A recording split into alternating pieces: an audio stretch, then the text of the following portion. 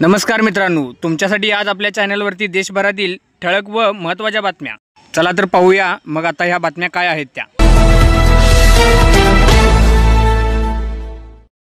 आज देवभूमी उत्तराखंड राज्याचा स्थापना दिवस आहे. 9 नोव्हेंबर 2000 साली उत्तराखंड हे देशाचे 27वे राज्य बनले.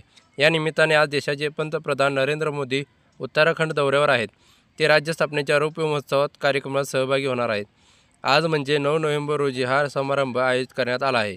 रविवारी पंतप्रधान नरेंद्र मोदी देहरादून येथे या कार्यक्रमात सहभागी होतील आणि या दरम्यान ते उत्तराखंड राज्याला 8,000 कोटी रुपयांहून अधिक किमतीच्या योजनांची भेट देतील.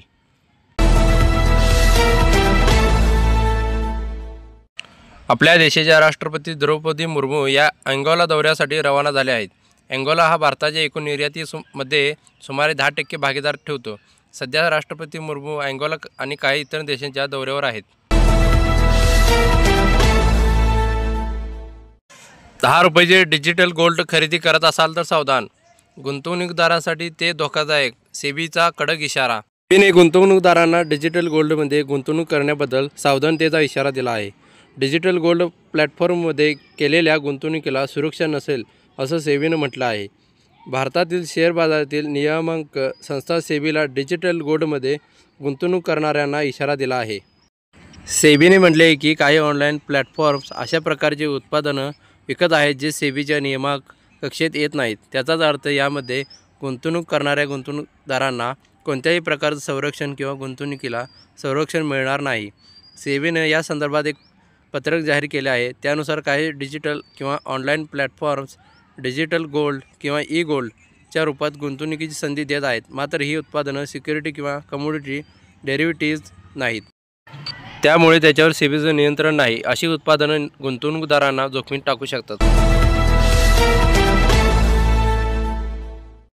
आता बघूया नोकरी बदलची माहिती. नोकरी बदलताच PF बॅलन्स आपोआप नवीन खात्यात 2-3 दिवसात ट्रान्सफर होणार आहे. याआधी प्रक्रियेसाठी अनेक महिने लागायचे, पण आता जर आपण एखाद्या कंपनीतून दुसऱ्या कंपनीत नोकरी बदलली तर PF खाते ट्रान्सफर करण्यासाठी कोणतेही फॉर्म भरायची किंवा प्रतीक्षा करण्याची गरज राहणार नाही. लिंक केलेल्या PF खात्यात रक्कम आपोआप ट्रान्सफर होईल. पूर्वी फॉर्म 13 भरावा लागत होता आणि ही प्रक्रिया पूर्ण होण्यासाठी अनेक महिने लागायचे, पण आता हा PF खाते ट्रान्सफर प्रोसेस पूर्ण ऑटोमॅटिक असेल. या नव्या प्रणालीमुळे कर्मचाऱ्यांना 5 मोठे फायदे मिळणार आहेत. त्यांचा वेळ वाचेल, कोणतेही डॉक्युमेंट अपलोड करण्याची गरज नाही. निवृत्तीच्या वेळी संपूर्ण रक्कम एकाच ठिकाणी मिळेल. प्रक्रिया जलद आणि सुलभ होईल. खात्यामध्ये पारदर्शकता राहील. राष्ट्रपती द्रौपदी मुर्मू यांच्याकडून केंद्र सरकारच्या प्रस्तावाला मंजुरी देण्यात आली आहे आणि 1 डिसेंबर ते 19 डिसेंबर दरम्यान संसदेचे दिवाळी अधिवेशन होणार आहे. या अधिवेशनात अनेक नवीन कायदे आणि अधिनियम सादर केले जाण्याची शक्यता आहे. तसेच डिसेंबरपासून काही नवीन नियम कायदे लागू होऊ शकतात. मागील मान्सून अधिवेशनाच्या दरम्यान आपल्या देशाच्या उपराष्ट्रपतींनी राजीनामा दिला होता. अशा काही महत्त्वाच्या विषयांवर अधिवेशनात चर्चा होण्याची शक्यता आहे. यंदाच्या हिवाळी अधिवेशनात कोणकोणते नवीन अपडेट्स आणि निर्णय येतात ते पाहणे महत्त्वाचे ठरेल.